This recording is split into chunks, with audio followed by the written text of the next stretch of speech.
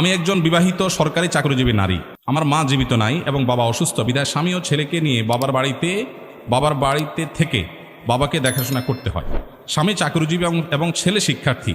এখন আমার প্রশ্ন হচ্ছে, একজন মুসলিম নারী হিসাবে আমার বাবা চাকুরি, স্বামী / ছেলে, কার দায়িত্বকে প্রাধান্য দিতে হবে বা দায়িত্ব কর্মানুসার কি হবে এবং কিভাবে আমি আমার উপর তাদের হক ঠিক মতো আদায় করব? ভাইরা আমার, খুব গুরুত্বপূর্ণ প্রশ্ন। একজন মেয়ের উপরে, তিনি চাকরি করছেন, অফিসের হক আছে, আবার বাবা মা বেঁচে থাকলে তাদেরও হক আছে, আবার স্বামীরও হক আছে, ছেলে মেয়ের হক আছে। তিনি কোনটাকে অগ্রাধিকার দিবেন? উত্তর হলো, তিনি স্বামীর সংসার, স্বামীর হক আদায়, এটাকে অগ্রাধিকার দিবেন।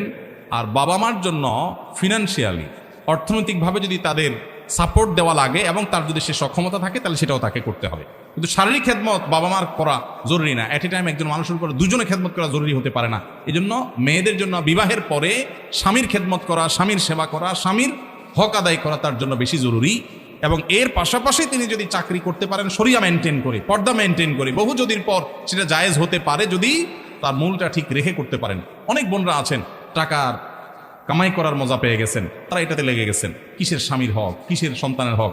আবার অনেকে ওয়াজ নসিহত করার মজা পেয়ে গেছেন। মহিলাদের মধ্যে এক ধরনের তবলিগ বাইর হয়েছে, স্বামী নাই, অভিভাবক নাই, এক জেলার তার জায়গা তবলিগ করতে চলে যাচ্ছে। আছে না নাই? এটার নাম কি তালিম বা নাম জানে? তার সাথে তালিম, আরো কি কি, এগুলা পরিষ্কার হারাম কাজ এবং শরিয়া বিরোধী কাজ। দেখতে ভালো মনে হচ্ছে কিন্তু নাজায়েজ কাজ। আল্লাহ আমাদেরকে হেদায়েত দান করুন।